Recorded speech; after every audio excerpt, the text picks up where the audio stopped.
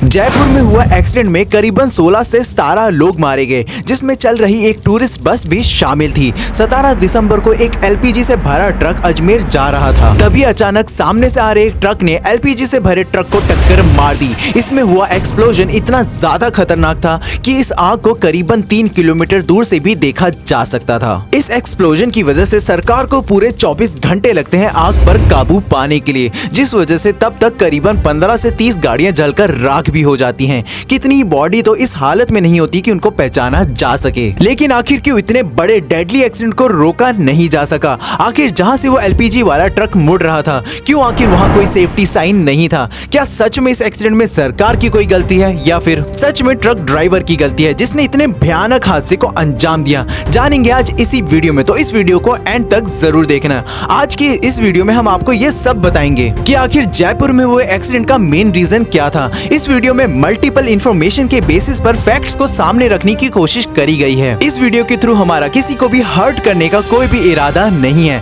तो इस वीडियो को ओनली अवेयरनेस के रूप में ही देखना। 20 दिसंबर को जयपुर अजमेर हाईवे पर बड़ा हादसा हुआ था, जिसमें कई लोग मौके पर ही झुलस गए। यहाँ शुक्रवार सुबह एक एलपीजी लोडेड टैंकर और ट्रक के बीच भयंकर टक्कर हो गई, जिसके बाद जोरदार धमाका हुआ और कई लोग इस हादसे का शिकार हो गए।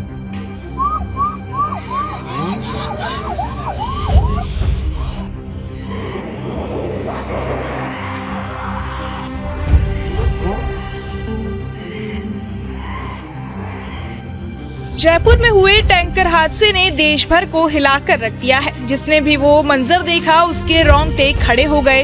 कैसे दो वाहनों के बीच हुई टक्कर के बाद हुए धमाके में 14 मासूमों की जलकर जान चली गई और दर्जनों मासूम अस्पताल में जान बचने की दुआ मांग रहे हैं। मैं ट्रक के पीछे अपना गाड़ी खड़ी किया।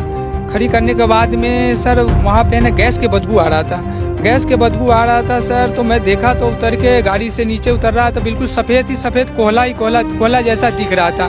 फिर मैंने सोचा कि यहाँ पे बहुत बड़ा हादसा होने वाला है, क्योंकि गैस की फैला हुआ है। तो मैं इस गाड़ी को छोड़ के बाहर निकले थे। निकलने के चक्कर में गेट लॉक हो गया था, तो फिर बाहर खिड़की थी, ऊपर से खिड़की तोड़ के अंदर बाहर निकले थे, हम कूदे थे।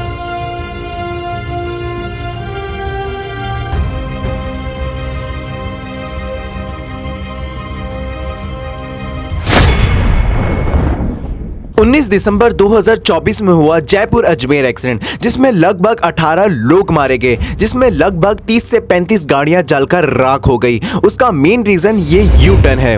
आप एक बार इस यू टर्न को जरूर देखो, जहां से एलपीजी से भरा ट्रक यू टर्न ले रहा था और ऑपोजिट साइड से आ रहे एक ट्रक ने उसे टक्कर मार दी, जिससे इतना खतरनाक ब्लास्ट हुआ। लेकिन आखिर क्यों वहां कोई सेफ्टी साइन नहीं था? लेकिन आखिर क्यों ऑपोजिट साइड से आ रहे ट्रक को स्पीड कम रखने का कोई भी साइन बोर्ड क्यों नहीं था? कई एक्सपर्ट का कहना तो ये है कि ये हाईवे अभी 2022 से अंडर कंस्ट्रक्शन चल रही थी, जिस वजह से वहां पर प्रॉपर साइन बोर्ड अवेलेबल ही नहीं थे। इसके अलावा एक और रीजन था जिसकी वजह से ये एक्सीडेंट हुआ, और वो है फॉग। दोस्तों, जब ये एक्सीडेंट हुआ यानी कि सुबह 6 बजे के करीबन, उस टाइम की रिपोर्ट के माने तो वेदर की कंडीशन बिल्कुल भी सही नहीं थी। विजिबिलिटी इतनी कम थी कि 20 मीटर से ज्यादा दूर खड़ा इंसान बिल्कुल भी नहीं दिख रहा था। तो आखिर एक साइन बोर्ड कैसे दिखे? और शायद इसी वजह से इतना बुरा एक्सीडेंट हुआ, जहां लोगों की डेड बॉडी पहचानना नेक्स्ट टू इम्पॉसिबल था। जो भी लोग एक्सीडेंट के 100 मीटर के रेंज के अंदर रहे होंगे, उनकी डेथ तो वहीं होगी, और जो भी लोग इस रेंज के बाहर थे, 70% बर्न की वजह से उनकी डेथ 2 से 3 दिन में हॉस्पिटल में हो गई। जैसे अजमेर एग्जाम देने जा रही ये महिला को देखो, जिसकी उम्र केवल 22 साल की थी, जिसका प्लान तो पहले ट्रेन से जाने का था, लेकिन एंड मोमेंट में प्लान चेंज करने की वजह से उसको अपनी लाइफ गंवानी पड़ी। ऊपर 100 मीटर से ऊपर, मतलब करीब 20-25 मीटर। आपने जब पीछे दिखा कि कितनी गाड़ियां जल रही हैं, भभक रही हैं, ऐसा कुछ दिखा? नहीं, कईयों की डेड बॉडी की पहचान तो उनके हाथ और पैर में पहनने वाली अंगूठी से होती है। जैसे आप लोग इस रिपोर्ट को देखो, जहां अंकिता मीना, जो कि एक पुलिस कांस्टेबल है, वो भी सब की तरह जयपुर जा रही थी कि तभी लोकल बस में आग लगने की वजह से उन्हें अपनी जान गंवानी पड़ी। उनकी डेड बॉडी की पहचान उनके पैर में पहनी हुई रिंग से करी गई। मरने वालों में एक IAS ऑफिसर भी था। जब वो अपने फार्म हाउस से वापस जा रहे थे, तभी फायर में ट्रैप होने की वजह से उन्हें अपनी जान गंवानी पड़ी और उनकी आइडेंटिफिकेशन उनके डीएनए सैंपल से लेकर कंफर्म किया जाता है। और ये तो वो लोग हैं जिनकी बॉडी तो फिर भी सही सलामत थी। जो भी लोग एक्सीडेंट साइट के बहुत ज्यादा क्लोज थे, उन सभी की तो बॉडी तक नहीं मिली। आप समझते थे, आप 100-200 मीटर जो लेन थी वो पूरी जली हुई थी, हम उठे थे तब।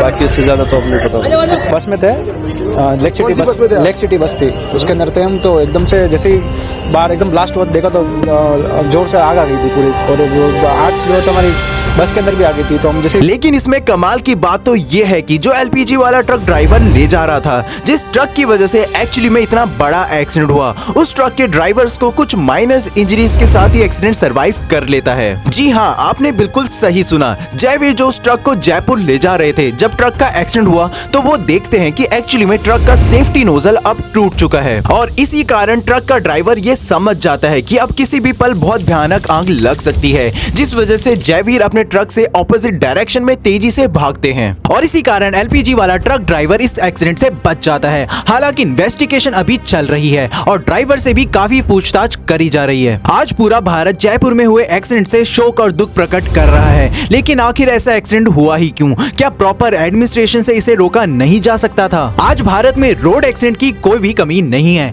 एक रिपोर्ट के अनुसार भारत में कुल हर साल 4.5 लाख रोड केसेस रजिस्टर होते हैं, और उसमें सिर्फ 1.5 लाख लोग ही हैं जो एक्सीडेंट को सरवाइव कर पाते हैं। और एक बार इस नंबर के बारे में सोचिए, जब कोविड भी आया था तब भी लोग इतने नहीं मारे गए थे जो हर साल रोड एक्सीडेंट में मारे जाते हैं। और इसमें भी कई रोड एक्सीडेंट की रीजन कुछ ऐसे हैं, जैसे drink and drive, over speeding और रूल्स को फॉलो ना करना। लोग अपने आप को महान दिखाने के लिए सड़कों पे गाड़ियां तेजी से भगाते हैं, लेकिन उन्हें इन चीज का एहसास भी नहीं होता कि वो अपनी और दूसरों की जानों को खतरे में डाल रहे हैं। फिर चाहे वो पोर्च कार एक्सीडेंट हो, या फिर 5 यूथ का ओवर स्पीडिंग करना, या फिर गूगल मैप के सहारे मौत के मुंह में चले जाना, आज भारत में एक्सीडेंट का सिलसिला रुकने वाला नहीं है और शायद आगे भी नहीं रुकेगा। तो आपको अपना और दूसरों का ध्यान खुद ही रखना होगा। इसी के साथ आज की वीडियो में बस इतना ही। अगर आपको ये वीडियो अच्छी लगी हो तो एक बार लाइक, शेयर और कमेंट जरूर करना। ऐसी और भी इंफॉर्मेटिव वीडियो के लिए हमारे चैनल को सब्सक्राइब करें।